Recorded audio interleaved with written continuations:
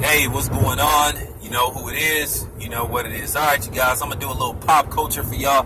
First of all, I'd like to say congratulations to Addias. Addias has officially passed Jordan brand as far as overall sales go. Now, I'm going to talk about that. You know, of course, Nike, which, by the way, is, you know, the parent company for Jordan, but they like to try to say they're two different companies, but we know that's not true. But at the end of the day, it is what it is. So we'll play the game. But yes, Adidas is now officially number 2. But Nike still reigns supreme. Nike is number 1, and most people don't project Adidas becoming number 1 anytime soon, because as you guys know, Nike is serious when it comes to their shoes, and they will find a way to stay number 1. Now, let me talk about Adidas, Nike, and Jordan brand all in one. Now, I've always liked Nikes. I always liked their shoes. Now, I will say this much about Nikes. As you guys know, I'm a big Air Force One fan. I think Air Force Ones are the greatest shoes ever produced. They're just the greatest overall, all-around sneaker ever produced, period. Hands down. You know what I'm saying? The shell toe Adidas was excellent, but nothing will ever top the Air Force Ones. Nothing, ever. Now, let me get to Jordan. Look, we all know, most of us know growing up, you know, owning a pair of Jordans sort of like made you cool. It was the it shoe to have. It was like the feel-good shoe because it made you feel like a G, like you was somebody important. Because based off such the high standards they put in behind the shoe, you know, with Michael Jordan. Michael Jordan is considered, you know, position for position, the greatest player ever in basketball. Me, myself, I don't think Jordan is the best player ever. I still have Kareem Abdul-Jabbar, and then I have Michael Jordan second. But that's my opinion. If you think MJ is number 1, no argument from me. But one thing Nike did is they put such emphasis on Jordan. Jordan did change sneakers and sneaker culture forever. He changed the game, period, on how sneakers was perceived. Because if you look at the sneaker game now, certain sneakers are accepted as dress apparel. And I am dead serious. If you look now, you will see more people wearing sneakers with suits, certain kind. And that's why I think the Air Force One is the greatest shoe ever produced, because if you look in the corporate world, a lot of dudes wear either all white or all black Air Force Ones with their suits, and they get away with it. So that, I think that's pretty cool. I'm a big sneakerhead. Everybody knows that. But let me just talk about the overall shoe. Adidas, as far as Adidas go, I've always liked Adidas. Adidas, as far as being comfortable, that's about as comfortable as you can get. Adidas have always made comfortable shoes, and Adidas is true to size. So if you really wear a 12, you should get a 12.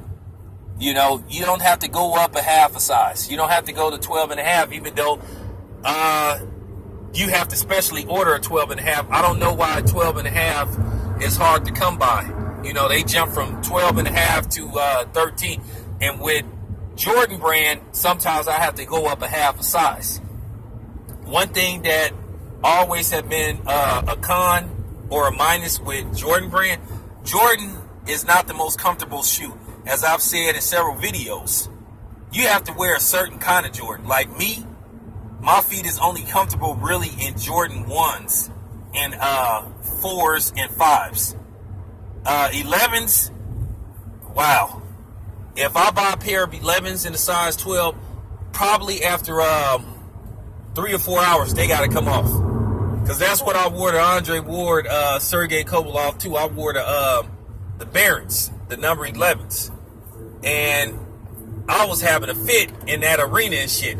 When that fight was over, I had to run back to the hotel room and like change my sneakers and shit. Because that's how Jordan has always been. They've never been made shoes very comfortable for people. So with Jordan, it's hit or miss. Sometimes you have to go up a size. And people told Jordan about that, and it seemed like they never tried to fix that until recently. That's why I had the Jordan brand those fly knits that just recently came out, those #1 bands, those are some great shoes. While you had, except for a few people that was praising the shoes, such as me, you had a couple of clowns hating on the shoe just to be hate. But those Jordan fly knits, when I say Jordan nailed it as far as comfortability go, like I said, when you put on those fly knit Jordans, they feel like socks. And that's something that Jordan should have been looking into for a while. And I hope this is something that they keep exploring.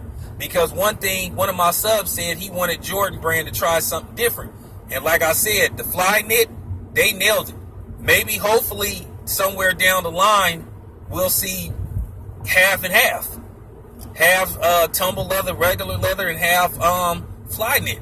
Those new Jordan 32s, they have a little bit of fly knit when it comes to the tongue. Because the toughest thing about a shoe is usually how the tongue is built. Because the tongue is the part that's sort of like lock in and suck into your feet.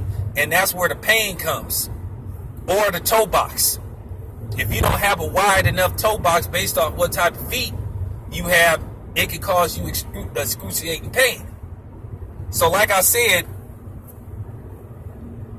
that's why I'm glad that Jordan is doing a test run with these fly knits. Fly knits are some good shoes.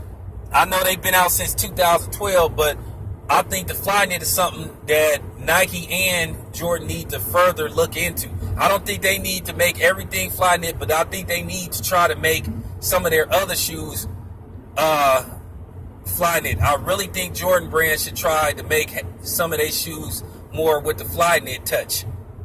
Because like I said, I heard a lot of clowns like trying to hate on the shoes, but the actual shoes were good. And like I said, Jordan dropped the ball as far as being comfortable for years. Everybody told Jordan about that. Your shoes are not that comfortable. And you need to work on that. As I said before, there's certain type of Jordans I just could wear and couldn't wear. Some I just didn't like because of the designs. But #1s have always been comfortable to me. Jordan #1s, #2s, #3. Jordan all the way up to 5 is very comfortable. The other ones I didn't like. The 11s, not that good as far as being comfortable. The 14s, definitely not.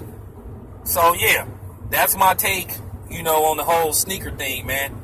But yeah, Addias, I highly recommend Addias and shit. Because like I said, if you want to be comfortable, yeah, Addias is the way to go. Now, if you want to look cool and you know what I'm saying, and look cool and feel like a straight up G, then you keep wearing your Jordans. But I recommend when you wear them Jordans, make sure you buy some of those Nike slippers too. Because if you out and about and you driving, make sure you have them slippers right under your car seat like I do. Because after a while, some of them damn Jordans, as I said before, I got to take them motherfuckers off. But anyway, that's all I have to say about that. I'm out.